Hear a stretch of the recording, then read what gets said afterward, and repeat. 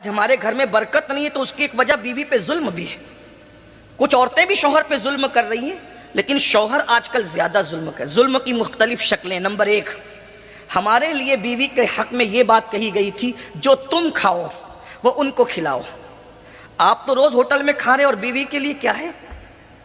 آپ تو 5-5 ہزار کی جنس خرید رہے اور بیوی کے لیے کون سی قیمت کا کپڑا ہے؟ ظلم ہے۔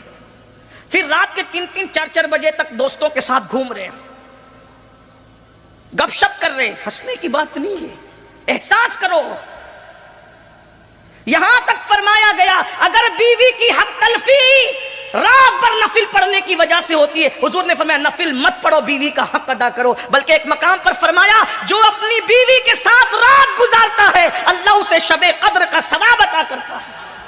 عبادت گاروں کی، عبادت کرنے والوں کی شب قدر تو سال میں 1 مرتبہ آتی ہے، لیکن مصطفیٰ جان رحمت کیسے کریم ہے جو بیوی کو محبت دینے کے لیے رات اس کے ساتھ گزارے، اس کی ہر رات کو شب قدر کی ثواب کا درجہ عطا کر دیا۔ وہ تو نہایت سستا سودا بیچ رہے ہیں جنت کا، ہم مفلس کیا مول چکائیں اپنا ہاتھ ہی کا۔ یہ بات کس نے کہی؟ حضور نے۔ آج سے پہلے معلوم تھی؟ علم نہیں ہے، اسی لیے اگر کسی شوہر کو پتہ چل جائے کہ بیوی کے ساتھ رات گزارنا شب قدر کا ثواب ملتا ہے، کوئی بے وقوف ہے جو دوستوں کے ساتھ 3 بجے تک بیٹھے گا؟ کوئی بے وقوف ہے جو انٹرنیٹ چلائے گا؟ یہاں مسکرانے والوں کی مسکراہٹوں کو سلام ہے۔ یہ بات میں اپنی طرف سے نہیں کہہ رہا ہوں، یہ بات میں اپنی طرف سے نہیں کہہ رہا ہوں، یہ بات ہمارے بزرگوں میں حضرت علامہ عثمان ابن حسن نے لکھی ہے۔ کیا بات ہے حضور کی، کیا بات ہے۔ فرمایا جو شب قدر کا ثواب پانا چاہیں وہ رات اپنی بیوی کے صبر کا ثواب عطا کیا جاتا ہے۔ کہاں آسیہ ہے، کہاں مریم ہے، اور کہاں تم جسے 5 کلمے بھی یاد نہیں، لیکن یہ ثواب کیوں مل رہا ہے؟ صرف شوہر کی اذیت پر، شوہر کے ساتھ حسن سلوک پر، شوہر کی باتوں پہ صبر کرنے کی وجہ سے۔ اس لیے بہنوں صبر کرنا سیکھو، ہمارا مذہب صبر کا مذہب ہے، بلکہ صبر سے وہ مقام ملتا ہے جو بہت ساری عبادتوں سے نہیں ملتا، اللہ وہ صبر سے مقام عطا کرتا ہے۔ تو بہرحال انہوں نے کیا دیکھیں، شکایت بھی شکر کے لہجے میں کرنے کا انداز سیکھے۔ عرض کی یا رسول اللہ میرے ماں باپ آپ پہ قربان، میرا شوہر بہت نیک ہے، پوری رات مصلی پہ گزار دیتا ہے۔ ہمارے آپ جیسا کوئی زائر بین ہوتا تو کہتا واہ کیا بات ہے، لیکن حضور نے ناراض ہو کے فرمایا بلا اس کو۔ جب وہ شخص آئے تو کہا کیا تم مجھ سے زیادہ اللہ سے ڈرتے ہو؟ آقا فرمائے کیا تم مجھ سے زیادہ اللہ سے ڈرتے ہو؟ میں روزہ بھی رکھتا ہوں، افطار بھی کرتا ہوں، میں سوتا بھی ہوں اور میں عبادت بھی کرتا ہوں، یہ میری سنت ہے۔ فرمایا اپنی بیوی کے ساتھ رات گزارو، پوری رات مصلی پہ نہ گزارو۔ یہ حضور علیہ السلام نے۔ ایک بات میں عرض کروں بہت معذرت کے ساتھ، یہاں ایسا نہیں ہوگا راجستھان میں، لیکن چونکہ ہم آپ کی دعاؤں سے پورے ہندوستان جاتے ہیں، آج شادی شدہ عورتیں ناجائز تعلقات کرتی ہوئی دیکھی جا رہی ہے۔ اس کی سب سے بڑی وجہ یہ ہے کہ شوہر بیوی کو نہ ٹائم دے پا رہا ہے نہ پیار دے پا رہا ہے، یہ بڑی وجہ ہے۔ پہلے لوگ غربت کی وجہ سے ایسا کرتے تھے اور اب لوگ خواہشات کی وجہ سے ایسا کرتے ہیں۔ سیریلوں کا دور ہے، فلموں کا دور ہے۔ اب حضور علیہ السلام کے بارے میں ہم نے جب سیرت پڑھی، بہت پڑھا لکھا تو نہیں ہوں لیکن جتنا سیرت پڑھی میں نے دیکھا، حضور علیہ السلام نے زندگی کا کوئی سفر بیویوں کے بغیر نہیں کیا، حتیٰ کہ جنگ کا سفر بھی کیا تو اپنی بیویوں کو ساتھ میں لے کے کیا۔ حضور کا کوئی سفر بیویوں کے بغیر نہیں ہے۔ امام احمد ابن حنبل رضی اللہ تعالیٰ کی بیوی رات میں انتقال کرتی ہے، دوسری رات آنے سے پہلے آپ دوسری بیوی سے نکاح کرتے اور فرماتے ہیں ایک رات بھی میں بیوی کے بغیر اس لیے نہیں رہ سکتا کہ کہیں شیطان اپنا کام نہ کر جائے۔ اور یہاں تو بیویوں کے بغیر پوری رات گزار رہے ہیں، بلکہ کہیں اور بھی گزار رہے ہیں۔ تو بات سمیٹتے ہوئے میں نے پہلے ہی کہا تھا سردی کا موسم میں خیال کروں گا، میں سمیٹ رہا ہوں بات کو۔ اگر بیوی ستائے، منہ چلائے، پہلی بات تو یاد رکھنا مجھے کسی کی بیوی ایسی نظر نہیں آتی جو منہ نہ چلائے۔ اگر کوئی کہے کہ میری بیوی نہیں چلاتی تو میں اس کی بات پہ یقین نہیں کر سکتا۔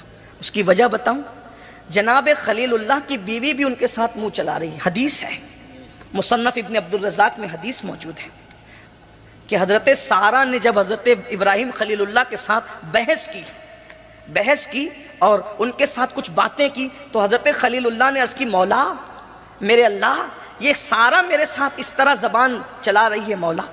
تو اللہ نے فرمایا ابراہیم تمہیں نہیں پتا کہ ہم نے عورت کو ٹیڑھی پسلی سے پیدا کیا ہے، جب تک اس کے دین میں خرابی نہ آئے اس سے چشم پوشی کرتے رہو اور اس کو نظر انداز کرتے رہو۔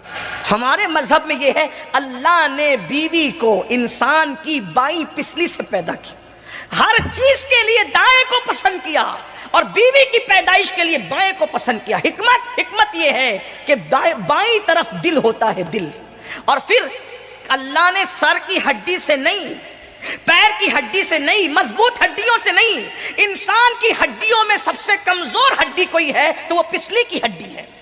اللہ نے عورت کو سب سے کمزور ہڈی سے پیدا کیا۔